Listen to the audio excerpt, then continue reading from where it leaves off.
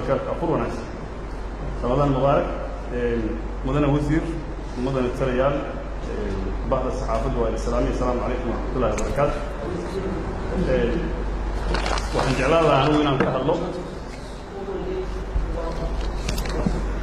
وحن جعلنا عنونا كهالله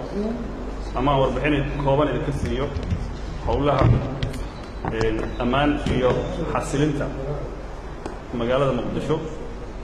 waxaan rabaa in aan u mahad celiyo dhammaan ciidamada isku dhafka ah ee ka kala socda nabad sugidda booliiska iyo militariga ee maalmihii la soo dhaafay howlaha istabajooga ee amni sugista ka hay magaalada muqdisho kuwaas oo guulo waaweyn laga soo hooyay runtiina shacabku ku nastay waxaan jeclaan lahaa inaan qof iyo guud ahaanba aan u mahad celiyo waxaan kaloo jeclaan lahaa inaan shacabka Soomaaliyeed guud ahaan iyo gaar ahaan kuwa degan magaalada muqdisho ee howlaha socda ka qayb qaatay gacan ka geystay u dul qaatay ayagana waa mahadsan yihiin waxaan jeclaan lahaa in aan idin sheego haddii aad tihiin shacabka in dawladdiina iyo ciidamadiinu ay midaysan yihiin una taagan yihiin howlihii loo igmaday oo ah in ay sugaan ammaankiin oo ay cabsida ay idinka ilaaliyaan oo magaaladan muqdisho muddo dheer daruufo adag ayay soo martay meel kawaan ah oo dadka lagu waxyeeleeyo oo lagu dilo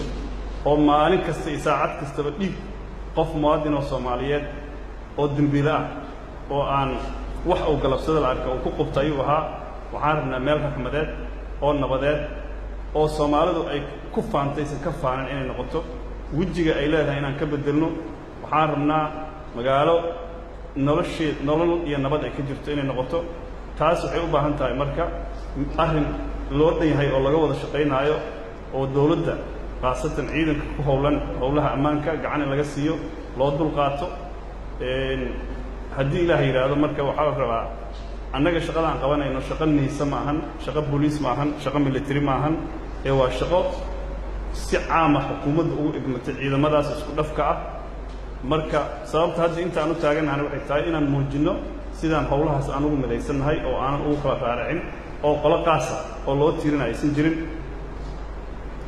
ciidanka iyagu wuxuu ku shaqaynayaa duruuf adag marka waxaa la rabaa in lala fahmo oo lala shaqeeyo dardaaranka aan rabo inaan u soo jeediyo wuxuu yahay ciidanku inuu si fiican oo asluub leh oo naxariis leh shacabku ula dhaqmo haddii shacabku uu arko qaladaad iyo gafaf iyo waxyaabo hadda aanan loo baahnayn annaguna waxaan ballan qaadaynaa sida ugu dhaqsiyaha badan inaan saxno Rome was not built one day ama arrinkan hal maalin lagu masaxi karo naloo dul qaato waxaan rabnaa oo kaleeto ciidamada howl ay ku jiraan hawshaasna howl laga gorgortamaayo ama qof loogu turaayo ama qof hadda loogu dan lahay ma ahan qof kasta oo ay farsoo gasho iyo qof kasta oo ay joojiyaan waa inay ciidamada la shaqeeyaan una hoggaansamaan amarkooda magaalada waad la socotaan howlaha ka socda waxaa go'aamiyey golaha wasiirada howl aniga iyo General Saacid iyo General Cirfiid Jamaal Cirfiid ay go'aamiyeen ma ahan annagu waxaan nahay dad amarkii un baa fulinaynaa marka wax hadda la shakhsiyadaynayo ma ahan magaaladan annaga kama rabno tuuto qoray daba jeexa cabdibile ordaaya ciidan socda meeshaan xero dagaal ma ahan meeshaan waa caasimad waxaa laga rabaa inay noqoto inay yeelato waji caasimad meel nabada oo dadku oo si nabadahoo yani ii sheegan kalsooni ku jirto oo ku maro ciidamada marka haddii ilaahay yiraahdo marka howlo bilaabato isqabqabsi iyo iska hormaadi wax waa jiri doonaan laakiin waxaas waxaa laga rabaa si degan oo xigmad ku jirto oo walaalnimo leh oo Soomaalinimo oo la isla fahmaayo in loo gudbo dabcan intaan howlaha ku jira caqabadaha yimid caqabadahaas ayaana kalifay inaan maanta meeshaan imaano qof ama haweenaada ama hayraada loogu dulqaadan doono inuu qashqashaado howlaha ammaanka ma jirto waxaan rabaa qof ku gaba karta magac ciidan ma jirto qof ku gaba karta magac mas'uuliyad dawladeed ma jirto qof kan bari noqon karta ciidankaas ma jirto amarkaasna waa amar guddiga amniga qaranka iyo golaha wasiirada ay bixiyeen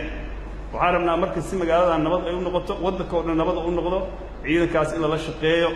haddii annagu aan iska adkaanin oo ciidamadeenna iyo dadka howlwadeennada ahayd dawladda ka shaqeeya aan ka adkaanin oo aanan dhaqan dawladeed aan u yeelin shabaabka iyo cadowga iyo dadka dalkaanu inuu ilxun ahaado oo weligiis meesha uu joogo ka kicina kama adkaan karno haddii ilaaha yidhaahdo marka howluhuna hadda soo socdana dabcan waxa aan bilaawno waa bilaaw si xoog badan ayuu bilaabmi doonaa marka waxaan ka codsanaynaa guud ahaan si xoog badan micnaheeduna waxay tahay meel iyo qof loo turaayo in ammaankaas la sugaana ma jirto haddii ilaaha yidhaahdo dabcan dareen badanaa jiri karo oo la leeyahay dadkii madaxda ayaa ilaalinaya habkii lagu ilaalin lahay oo ammaankooda lagu sugi lahay ma dayacayno mas-uuliyadeennana kama gaabin doono madaxda iyo mas-uuliyiinta qaranka waa la bortogarayn doonaa waa la difaaci doonaa iyo guud ahaan dadka soomaaliyeed iyo ganacsatada soomaaliyeed annaga dadka aan u shaqaynayno oo caway maalin aan u taagannahay oo sharaftooda inay soo noqoto aan rabno oo inay nabad ku afuraan aan rabno oo inay nabad ku nooladaan aan rabno oo ay walwalaan magaalada aan ku joogno waa dadka degan waayo ee hadda qof si gooni ammaanka muraad uga lama jirto haddii ilaaha yidhaahdo annaga muddo kooban waxaan rabnaa magaalada zero gun in laga dhigo qoray la-aan in laga dhigo shaksiyan aniga ammaan waxaan aqaanaa inuu ka bilaawdo qorigoo la dhigo inuu ka bilaawdo dawladda awood leh inuu ka bilaawdo cadaalad jirta inuu ka bilaawdo inaan ilmaha aan daba soo soconno oo aan ciyaal shabaab oo masaakiina aan ceyrsanno lama rabee dadka lama taabtayaasha ah oo dalkan ishaan u yeelay meel kasta ha joogaane ama gudaha jooga ama dibadda jooga in la fara saaro haddii ilaah yidhaahdo marka waxaan rabnaa in waxna la fahmo ciidanku mas-uuliyaddiisa waa gudan doonaa aniga shaksiyan nin u turaaya shaqada lay diray inaan qof aan u hortaaga ma jirto dad badan aa soo qabyaaladaynaya hawsha dad badan aa weji kala yeelanaya annaga shabaab iyo shabaab eke dawlad diide waa la diriraynaa haddii ilaah yidhaahdo waxaan rabnaa magaaladan labadii maalmoodoo lasoo dhaafay nabadda iyo naruuraha laga helay inay sii xoogaado inay soomaaliya dhan ku fido waxaan rabnaa cadowga in la kufsado ma rabna asagana ka adkaa rabna waana mahadsantiin assalaamu calaykum waraxmatullahi wabarakatu